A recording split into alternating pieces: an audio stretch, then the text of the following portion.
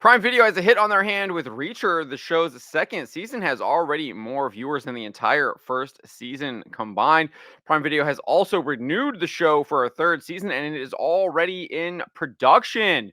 Before we get into this, I'd like to ask you please hit that subscribe button, hit that bell for notifications so you don't miss any of our future videos here at the Trent Report.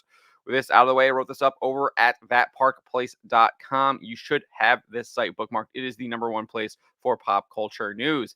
Headline reads, after being renewed for third season, Prime Video's Reacher series sees explosive audience growth with season 2. Indeed, it does.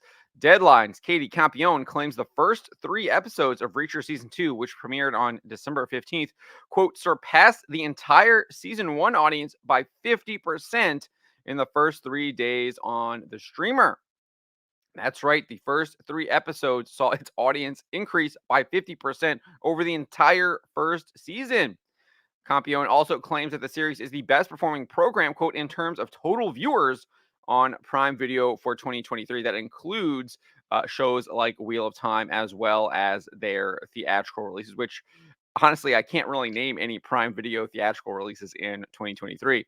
It's also the biggest premiere for a TV show since The Rings of Power released last year.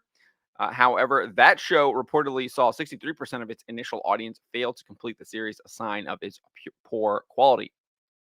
Whereas now we're seeing growth in season 2 increase by 50% compared to season 1.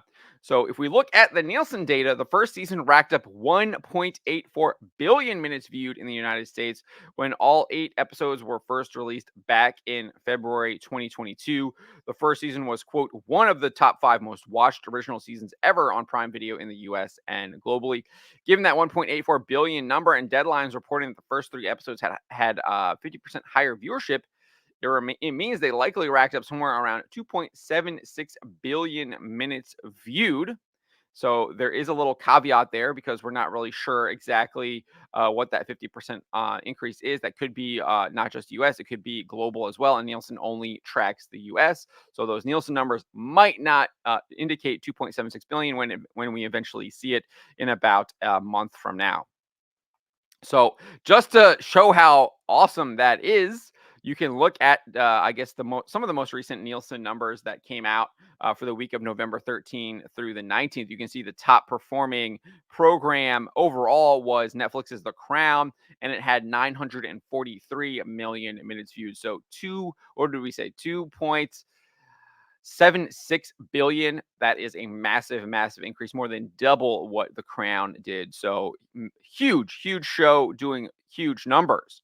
And I think the show will obviously rack up even more minutes as it releases episodes every week moving forward for season 2. Like the first season, there will be 8 episodes for season 2. So they've already really, I think half of them have already been released, with the 4th episode coming out yesterday on Thursday. Not only is the show seeing massive viewership compared to the first season, but viewers are reacting positively on IMDb. The first episode, ATM, has a user score of 8.4.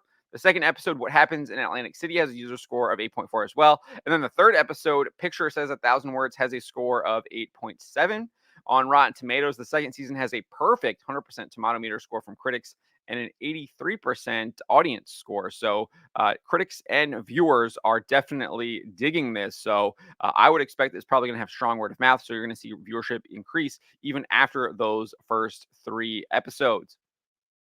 As I said earlier, season 2's success comes in the wake of Prime Video announcing a third season was renewed, and production had already begun with the show's lead actor, Alan Richardson, announcing, "You're on the set of season 3 of Reacher right now. We're officially underway." So they've already begun the production for season 3 while season 2 is airing. And I think this is pretty good news. It's getting back to basics. I've watched the first 2 episodes. I've not watched all of the episodes yet, but it was a really good murder mystery. His team is being hunted that he had in the past in the army, and a bunch of them have been murdered. And they're trying to discover who's behind it, why they're behind it, and what their MO is. And he's kind of gathered the rest of the survivors, and he's hunting them down. He makes mistakes. He punches a cop out, thinking that he's a guy who's who's one of the bad guys.